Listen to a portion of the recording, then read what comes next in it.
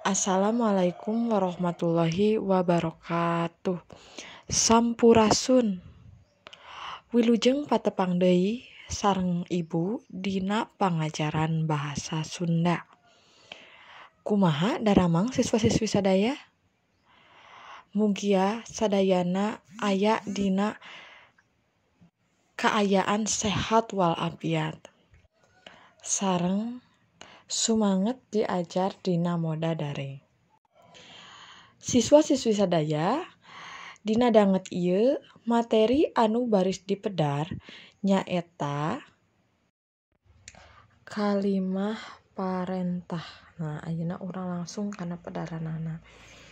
Kalimah parentah nyaeta kalimah anu eusina pikeun marentah batur sangkan milampah tindakan atawa pagawean. Milampah teh sarwajeng hartina mengerjakan.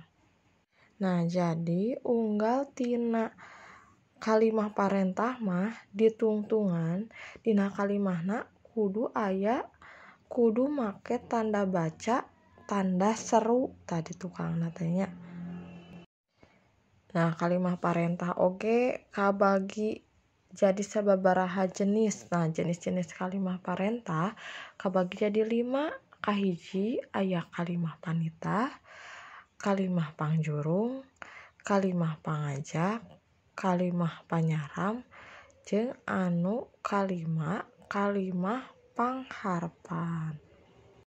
Nah, anu kahiji urang pedar heula kalimah panitah. Nah, sateacana hidep kantos terang teu kalimah panitah teh nu kumaha? Anu nitah-nitah ka batur atanapi nu kumaha cobi cung aya nu terang teu. Nah, jadi kalimah panitah teh nyaeta kalimah anu eusina maksa jalma lian milampah pagawean. Jadina teh maksa jalma ai lian teh sejen yang lain aya dina bahasa Indonesia mah. Maksa jalma sejen pikeun milampah untuk mengerjakan pagawean suatu pekerjaan. Nah, contohna di dieu kumaha kalimahna? Tah contohna pangmeresihankeun buruan nya. Nah, buruan di dieu teh hartosna teh henteu jigana bahasa Indonesia nya buruan cepetan, di dieu mah buruan teh halaman. Anu kaduana cing pangmelakeun lauk ka balong. Nah, eta teh nitah nya. Teras aya kalimah pangjurung. Kalimah pangjurung nyaeta kalimah anu eusina ngajurungkeun jalma lian sarua ngajurungkeun jalma sejen, jalma lainna pikeun milampah melaksanakan pekerjaan, milampah pagawean. Contona jung geura balik geus purit. Tah eta teh ngajurung-jurung ka jalma. Anu salajengna aya kalimah pangajak. Kalimah pangajak nyaeta kalimah eusina anu ngajak jalma lian ngalah migawe babarengan jeung urang. Contona kieu. Hayu urang ulin ka situ Ciburuy. Nah, terus salajengna kalimah panyaram. Panyaram nyaeta teh sanes panyaran tipe nyeratna.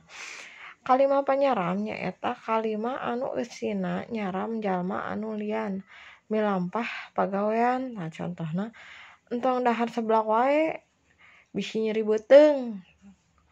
Anu salajengna aya kalimah pangharpan. Naon sih aya kalimah pangharpan teh? Nah, kalimah pangharpan nyaeta kalimah anu eusina miharep hiji hal. Contona kahayang teh ngangkutan barang teu loba. Teras mudah-mudahan we teu caah deui. Nah, eta teh kalimah pangharpan. Nah, mung sakitu pedaran kangge lawungan dinten ieu. Hatur nuhun kana persahatosanana. Tepang deui minggon payun.